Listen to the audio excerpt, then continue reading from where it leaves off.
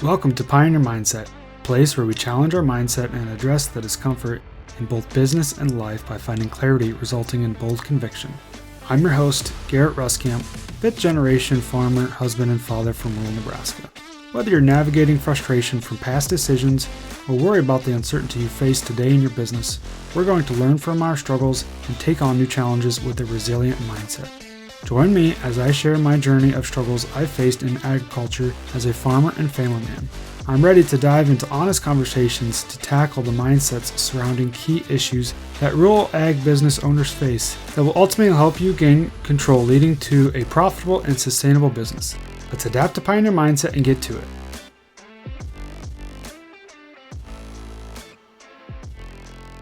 Welcome back, everyone, to this week's episode of Pioneer Mindset. So it's about late March, ground's starting to warm up a little bit. That to-do list is starting to look pretty endless. And once you get busy, it seems like, or even I should say busier than what we already are, it seems like production and productivity seem to really take the wheel while everything else just really kind of goes out the window. But here's kind of a reminder. I pulled this quote from Dolly Parton, which I thought was pretty interesting, really kind of cuts to the chase. But don't get so busy making a living that you forget to make a life. All right. And so with this, what we're trying to talk about here is before we get into planting season, before the planters start rolling full tilt, before we've got so much stuff on our to-do list that it's hard to even keep our head above water, before maybe the calves are hitting the ground, or when we need to really worry about when we're trying to figure out what options we have moving forward. We need to make sure that we're not forgetting about the goals that we have set for life, right? And the life goals that may be to work hard and just to make sure that it's all worth it at the end of the day. All right. So today we're going to be covering actually the 5 things that you should be doing right now to make sure that you are actually staying in control. Because when we get to that busy season and it seems like that to-do list is endless, it seems like it's pretty easy to have that overwhelming mindset that we're just not in control. All right. We're just kind of in survival mode, just trying to do the best job that we can. But it's really hard to feel like we're actually in control.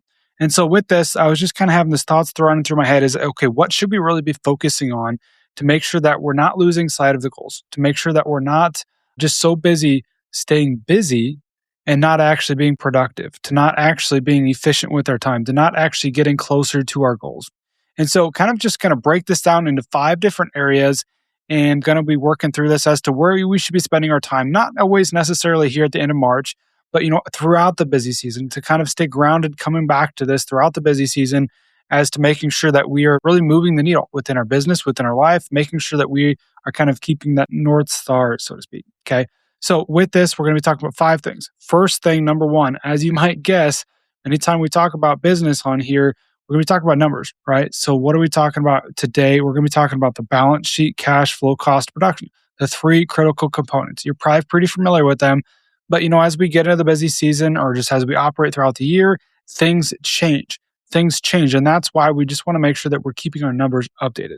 So, as we talk about end of March, getting into April, getting into that time frame, what are some things that we need to be focusing on within each of those 3 critical components? So starting with the balance sheet, I'd say right there, we're going to be just kind of updating, right? Maybe the last time you updated your balance sheet was at the end of December, right? When you had to do it for the banker, or hopefully you already got that process done and behind you working with the bank and line of credit renewal and all that other fun stuff.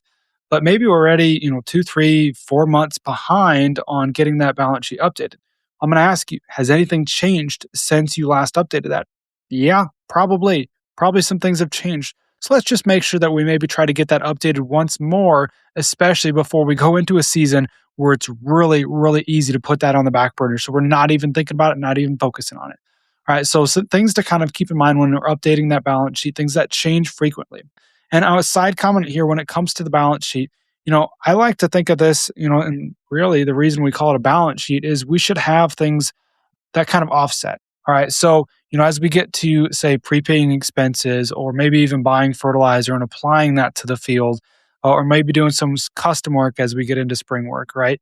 Or maybe you have a feed yard where you feed cattle, or maybe you could do custom feeding, right? So there's so many different things that change, right? So if we've got, say we're using a line of credit to prepay expenses, right? So if that line of credit is going to be increasing, basically you have an increasing liability on the right-hand side of your balance sheet, we need to make sure we have something to offset it or balance it out on the left-hand side. So if we got prepaid expenses that we've used the line of credit for, we need to show that as an asset on the left-hand side, on the asset columns, right? So whether it be prepaid expenses or maybe we investment in growing crops with fertilizer, any of those different things like that. So just kind of going through all of the current, intermediate, even long-term assets and liabilities as well, and just really updating. All right, what has changed? Maybe if we can get it towards the end of the month, we can see figure out, okay, what has actually changed? So what have we prepaid? What have we sold for crop and feed inventory? What have we moved for even livestock? What does that look like? Have we applied any of these fertilizers? Have we done anything in the field yet? What does that look like? And then just really getting those updated values. Hopefully you've maybe made some term debt payments. Maybe those have changed a little bit. Maybe even paid maybe cash rents. So, those are going to be coming out. So we got to just know exactly what you have on there. And so that's going to take me to my next kind of point here. So that's the balance sheet. Obviously, we talk about that one first. Going to the cash flow. Okay, there too. Maybe we updated our cash flow back in January, or maybe it was early at the beginning of the year. Maybe it was even back in December, and it's been a while, right? Once again, have things changed? Yes, they probably have. Things have changed quite a bit here in the last few months. So let's just make sure that that cash flow is also representative of where our operation currently sits. Right now, it depends on the cash flow that you're trying to use, that you're trying to establish, even if it's just your actuals, all right? Even if you're just using a QuickBooks as your actuals, just having something in place, all right? Getting those updated, getting all that information entered in, all the transactions entered in, so you know exactly where you're sitting year to date, is going to put you further ahead just because you're not worrying about the last 3 months. How have you been operating? How are you sitting today? What does that look like from a cash standpoint, right? And so then furthermore, looking in the future, looking at projections, what has changed? I'm going to dive into this here in a second, but a lot of things have actually changed for the row crop side of things. As we sit here at the end of the March, we've already got our price discovery for a lot of our row crops. Okay, we got our crop insurance established, so which means we pretty much have our insurance guarantees. So we're going to have an idea as to what's possible going to be coming in here in the fall for, say, the income standpoint, right? So we have an idea, and you should probably already have a pretty good idea as to what your crop plans look like. So maybe just kind of keeping those updated and being able to take that same information, plugging that into the cash flow. How does that change the cash flow moving forward? Did you adjust? Maybe you had a really good year last year. Maybe did you adjust your crop plans at all? Are you pulling back on fertilizer? Are you pushing the full throttle, right? Are you kind of pouring the coals to it? What are you doing differently? Because the odds are our businesses are not the same year over year over year. So why are we operating as if they are? Okay. So let's get that cash flow updated. And then as I alluded to earlier, that third piece there is the cost production.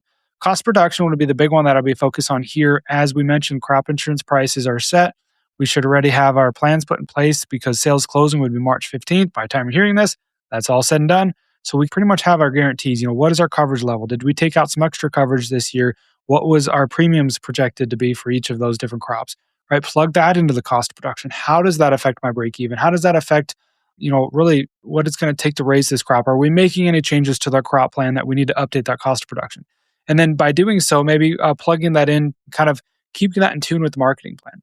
Markets here lately, as recording this, we're about a week post U.S. and Iran war, and so there's been a lot of changes, a lot of run up in the market. And it's really kind of unfortunate that it usually takes a war or these big life altering events for somebody kind of having kind of the shaft on the other end of this deal to usually move these markets in to somewhat positive manner for a lot of farmers. That's just kind of the reality of it. But we've had a lot of changes here lately, and so there too, do we need to update our marketing plan? Do we need to be in tune with the marketing plan? Have you done anything yet? Have you realized that there is moves in the market? Have you made any additional sales? What does that look like? Maybe should we be doing that? Okay. And then back to that cost production. If we don't know where that cost production is at currently, how can we actually do our best to even market at a profitable level? Okay. We're seeing some opportunities in these markets where we might actually be able to market our grain for 2026 at a profitable level. But if you don't know where that break even is, if you don't know what your cost production is, how are you going to be able to even take advantage of that? Yeah, you might be sitting here thinking, well, it's at 5 now. What if it goes to 5.5? I want to take a part in that. Well, that's nothing wrong with that. What if 5 is your break even? All right. Or maybe 450 was your break even and you're sitting here just hoping that you can get more and more and more. What if this thing flips around by the time you even hear this? What if it's gone back the other way? All right. So just getting clear cost production in place, helping us do the best job that we can be on the marketing side of things. So that's just the numbers, right? Always going to be focusing on the numbers, making sure that we're coming back to that at some point. And side note here, another good reason to always be focusing on the numbers is we're trying to get that clarity. And so with this, I feel like if we don't have that knowledge of the numbers, if we're living in the fear of the unknown, if we're living in the uncertainties that we face every single day within our businesses, within agriculture, we usually tend to have this scarcity mindset sometimes.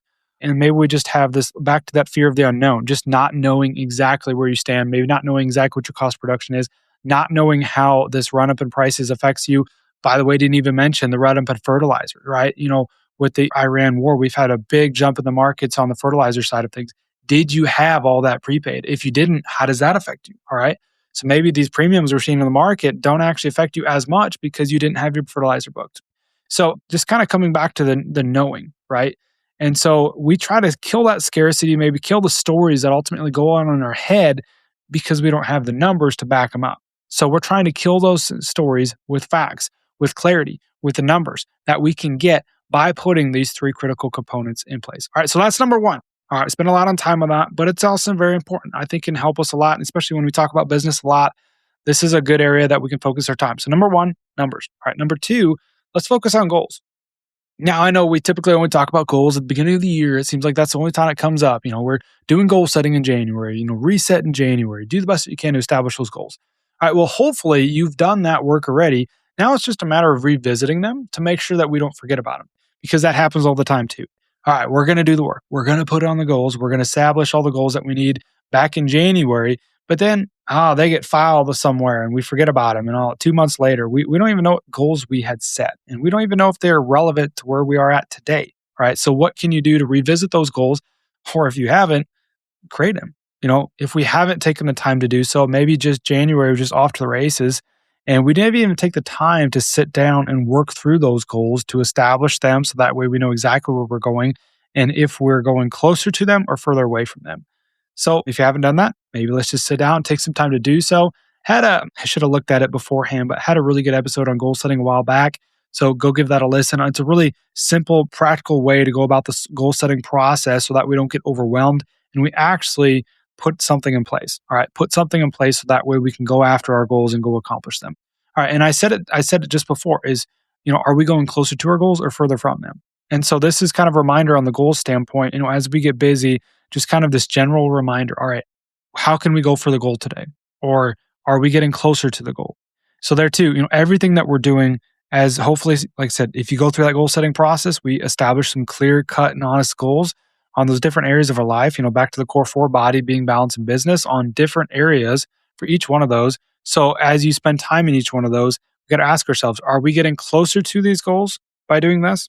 Are we getting further away?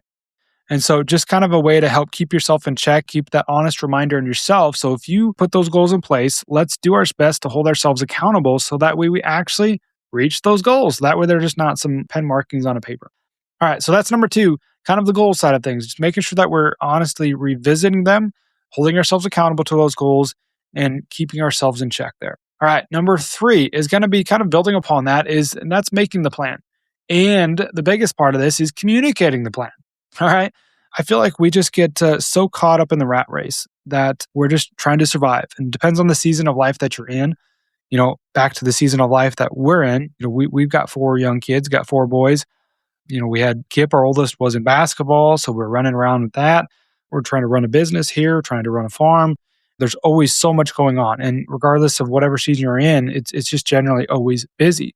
Right. And so it's always considered a rat race, always seem like we're just always trying to play catch up and deal with the chaos as it comes. But if we can do our best to maybe sit down and build a plan and try to communicate the plan to those around us, to those that are involved with the plan, whether it be the business side of things, even the personal side, right?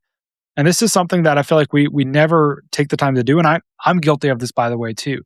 As I record these podcasts, they're always a good reminder for me. I'm like, oh, yeah, I should probably do that. Or maybe I've got the plan in my head, but I have not communicated it to those around us. Communication is one of the 5 most common and cost mistakes that we see among lots of farm operations. And so this is one way that maybe we could try to get around that. All right, so what do the plans look like? It could be just even a farm plan. All right, these are the acres that we have. Maybe communicating that to the crop insurance agent. Well, that should be done already, because sales closing is behind us. Maybe communicating to the marketing advisor, maybe to the agronomist that we're working with. Hopefully that's already said and done. Crop plans, farm plans should be pretty much done by now, right? But if we haven't really laid them out, if maybe we've got some fine tuning to do yet, let's do our best to basically work on those, right? Create the plan and then communicate it. Give it to those around us so that way they understand what we're trying to do. And even if something happens, that's fine. I'm going to get to that in a second. But then even on the family side, create a plan. Okay, hey, I know we're going to get busy, but we got a plan here. Mother's Day weekend, we're going to take off, or we're going to take that Sunday off, or we're going to do this, that, or the other thing. Put it on the calendar, make it almost a non-negotiable to some extent. What is the plan going throughout the year? Okay, I'm going to try to be in one night a week for supper, or we'll just create some sort of plan, right? Create something, have something in place. Something is better than nothing when it comes to a lot of these plans. Now, the second part of this is be okay if the plan does not go accordingly, right? I guess plans are basically put in place and plans are meant to be broken, and that's okay. That's okay because, like I said, a plan, even if it's a broken plan, is probably still better than no plan at all because it does still give us a sense of direction. And then that's the willingness and the ability to be able to pivot and figure it out whenever it doesn't go according to your plan and according to your way. It doesn't mean it's the wrong way either, by the way. It doesn't mean that we can't be okay with the way that things play out. So that was kind of the second part of that is, build the plan, but then it'll be okay if it doesn't go the way that you want it to. Okay. And then I think this was also kind of interesting as I was thinking about this is maybe running some what if scenarios. And now I think we think of the whole what if scenarios on the financial side of things. Okay, maybe doing some stress tests, maybe running some what if scenarios. If corn hits $5 or if it hits $6 or if it goes back down to $3, what does that look like? Same thing for all their different inputs. When we run, kind of think about what if scenarios at times. But what about just even on the different plans? What if scenarios? Okay, what if something breaks down and it's 7 o'clock at night? What am I going to do? What if? Well, maybe it's a Friday night. I'm just gonna call it quits. Or if it's Saturday and I'm gonna call it quits. All right. If it's not, maybe I do this, that, or that thing. Just kind of thinking about in your head. Maybe even just having those what if scenarios at times in your head, or maybe even lay that out. Like I said, trying to get better at communicating that, right? What if scenarios? What if this happens or the other thing? Because let's face it, for the most of us, we're probably not necessarily first time farmers, right? We're not necessarily doing this for the first time. We're maybe seasoned. We've had a couple seasons under our belt. Maybe we've had several decades of seasons under our belt. But either way, we've been through this to where we've operated in a state of chaos. We've operated in a state of busyness and just trying to do the best job that we can. And so we might have an idea that, okay, what if, the fertilizer pump goes out? What are we going to do then? All right. What if the tractor breaks down? What are we going to do then? All right. What if we get a rain delay? What are we going to do then? And just having an idea as to how we're going to pivot when things change. Because back to, like I said before, the plan is going to change, regardless if you like it or not. It's never going to be 100% the way that you like it because when's the last time that ever happened, right? Did the last year's planning season go 100% the way that you planned and 100% the way that you wanted it to? No, probably not. All right. So just having an idea as to what those what if scenarios could be. So that way we're maybe not so reactive, maybe not so caught off guard, maybe not so angry, maybe not so resentful, maybe not so just upset or just down in the dumps or just caught up in our own ways when that happens, right? That's what we're really just trying to prevent is repeating the past to some extent, right? Repeating the past. If something happened in the past that you didn't necessarily like the way that it all played out, maybe it was you had the kids along with you, the wife and kids along with you, riding in the tractor while we were planting, and then you blew hydraulic hose. And when that happened, you blew your top as well, and you don't like the way that that plays out. You don't want to be that kind of dad, or you don't want to be that kind of husband. But either way, those things do happen. All right. So what happens? What if that happens again? What are we going to do differently? What are we going to do to be able to react to that?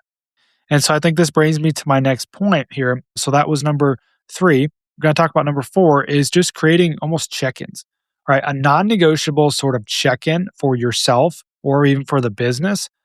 All right. This can be extremely helpful and it kind of builds upon that, right?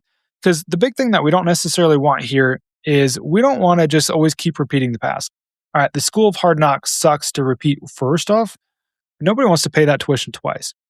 It sucks to have to go through the school of hard knocks the first time when you don't like school, but it sucks when you have to pay that tuition twice. All right, so what can we do to basically try to make sure that we're learning from the different things that happen, positively and negatively?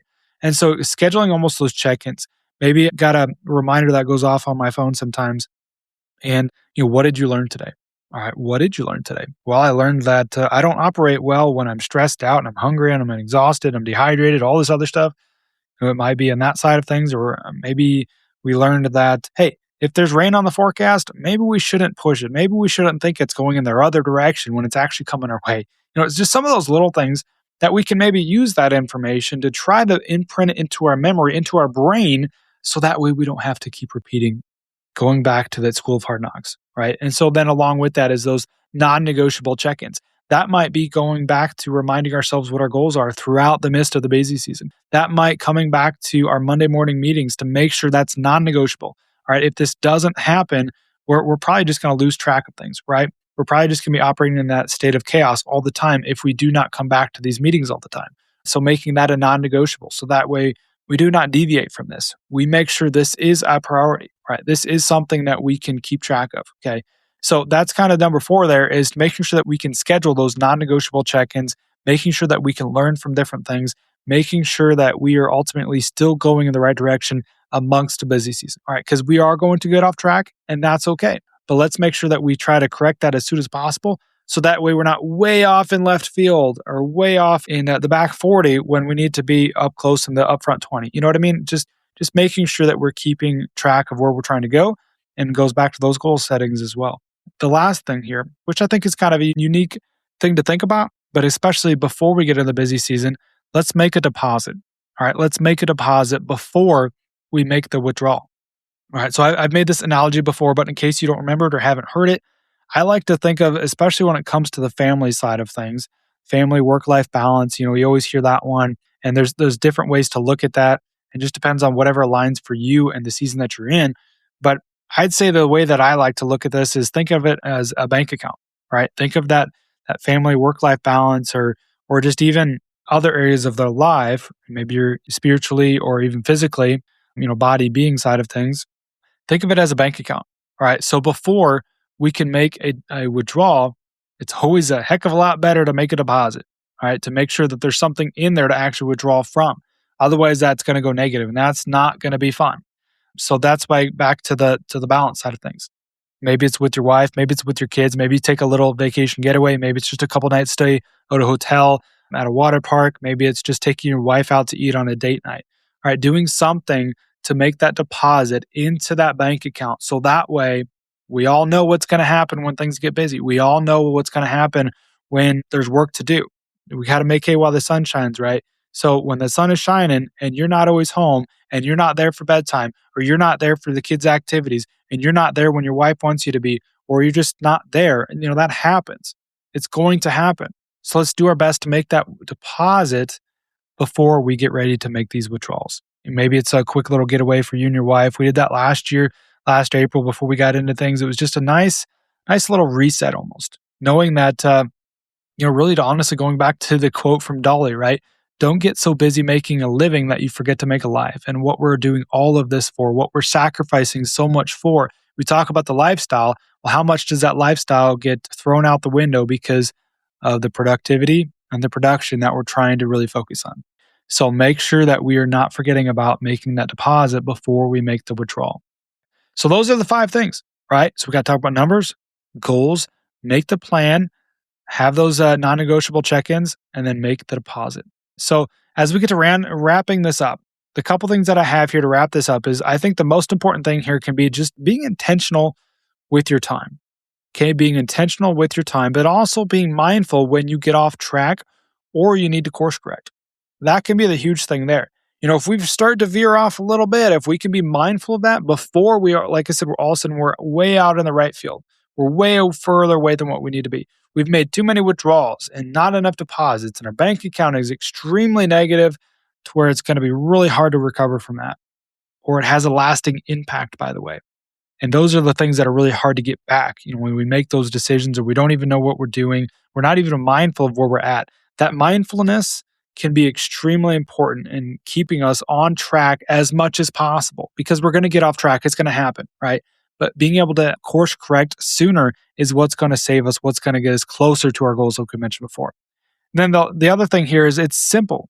These are simple changes that can keep us from just spinning our wheels for years or even decades. That's the big thing about this conversation. Going back to that quote one more time, don't get so busy making a living that you forget to make a life. And that's what happens all the time. We don't want to get to where we're at the end of our careers, we're getting ready to retire, and there's nobody to take over our legacy because we didn't spend the time with our kids and they didn't see the value in working on the farm or taking over this legacy, this everything that we've worked so hard to build, and they're not around. So all of a sudden we're having to retire or sell the farm or do this, that, or the other thing. And all of a sudden we have maybe some of these regrets. And that's what we're trying to make sure that we prevent from happening as best as we can. So it's simple changes that we can do. We're trying to break this down into actionable steps, not trying to conquer the world, not saying that this is going to be perfect as soon as you implement this, but being mindful that we have the ability to control some of these different things. And that's really what this comes down to. So that way we actually have a life that's worth living. That's what we want for you. That's what I want. So that's what it's all about. Okay, so I hope that you found value in today's episode talking about these 5 things that we should all be kind of focusing on to take back that control. And if you found value in today's episode, please do your best to share it with somebody around you, to share it with somebody that might also find value in that. I would greatly appreciate it, and I'm sure they would too. All right, but for now, get to living the life that's worth living. Thanks for tagging along with me today as we sharpened our mindsets. If you've gained insight from today's episode, be sure to take a screenshot to share or send this episode to somebody who might also find value in it. For more, follow me on Instagram at Garrett Ruskamp or on Facebook, and join me next time for more conviction through clarity.